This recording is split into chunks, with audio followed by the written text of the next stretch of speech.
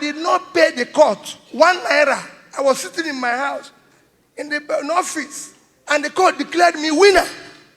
When a governor is hosting them, it can't happen in Nigeria today.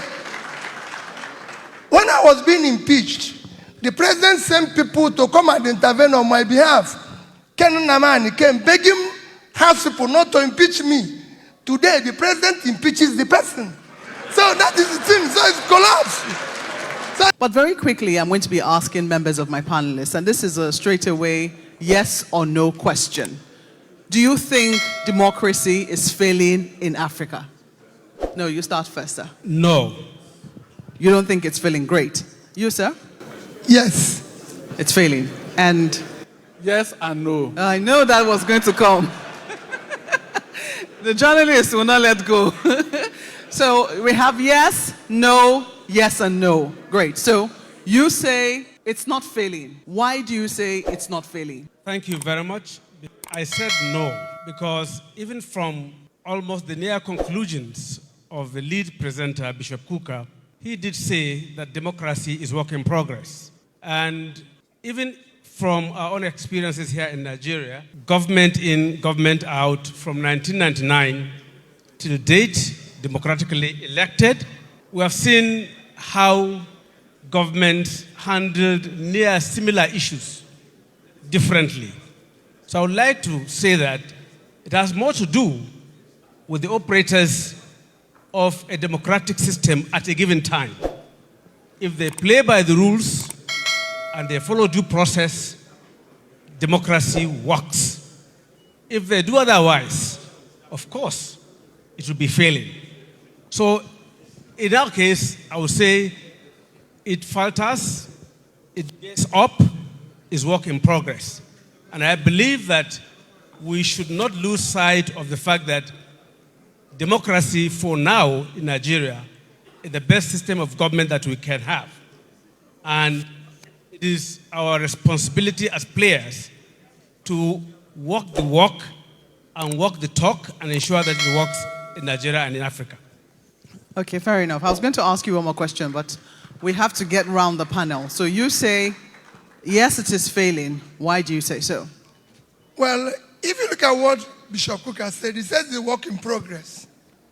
Let me follow my brother when he said about 1999. If you look at where we are today, it's like they started in 1999, laid the foundation. Some people came and took it to a decking, and some people were trying to raise it to first floor, and some people came and knocked everything down. That's the situation where we are now. Everything has been knocked down. Nothing works.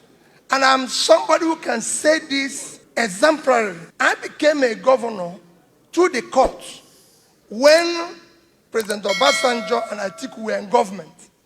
I did not pay the court 1 naira. I was sitting in my house, in the office, and the court declared me winner. When a governor is hosting them, it can't happen in Nigeria today. When I was being impeached, the president sent people to come and intervene on my behalf. Ken Namani came begging House people not to impeach me.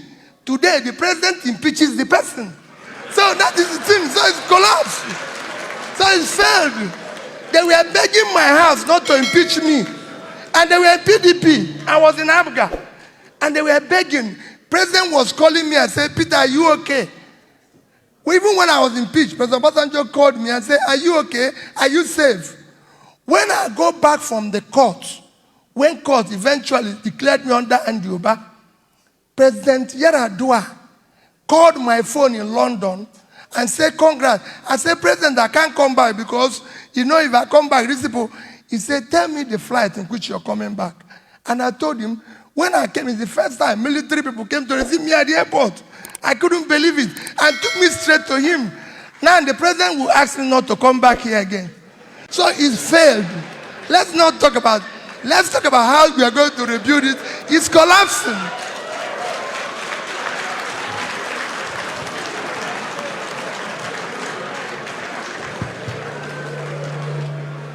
Particularly in Nigeria? Or is it, as you've said, the operators not simply wanting? In those times, By 2/3, each member had to vote. Each member had to vote. And you know that Parliament is guided by the Constitution, by its rules, and by precedents. In this same National Assembly, we have the same Constitution in a way under Section 305. It has not been amended since the commencement of this democracy.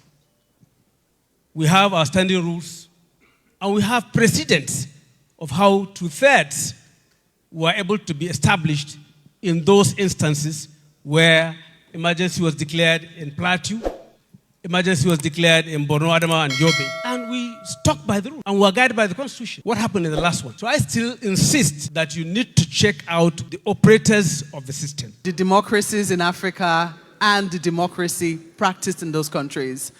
He made reference to Lee Kuan Yew, who was not exactly seen as a Democrat, and the reasons were given. But it has been able to deliver. Today, everybody hails the Asian tigers. They talk about the dividends of democracy in those places. People are beginning to look to China, and they're wondering, why is it that their system of government is working for them? Should we be looking more to what they're doing? Because at the end of the day, what do people really want? Is it to be able to conduct elections? Or do they want their economy to be better? Do they want to feel safe in their countries? Do they want the dividends, so to speak, the freedoms that democracy assures?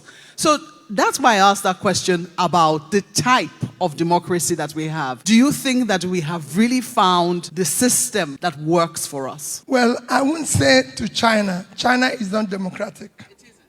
And I'm not going to compare ourselves with Singapore. It's a country of less than 5 million people. But I'll compare ourselves with Indonesia. Indonesia is 280 million. And coincidentally, the country with the highest number of Muslims. We should look at their democracy. They have what you call proportional representative. That is what I've always championed and we should do. You cannot have, let me even go back, no country in the past 3 years conducted the election had less than 30% of registered voters participate in the election, and they held it. Everyone was, go and check from South Africa to Mexico to Indonesia, they were not less than 60%. Nigeria was 23% of registered voters. In that 23%, Nigeria is the only country where you can be declared a winner without receiving 50% plus one of the vote. Our own was 37%. And there's no proportional representation, which is why you can't have opposition here. Because if you had that, what he said wouldn't have happened. Because the person there now have 37% of the vote. Call it 40. In the Senate, you would have had 44 members. PDP, with their leader, would have had about 34 members. And Labour would have had 24. In fact, we should have actually formed government. You cannot have a minority person sitting in government with everything, chasing everybody out, destroying everything. We must change it and have proportional representative so that you are giving what you elected. That is how it works.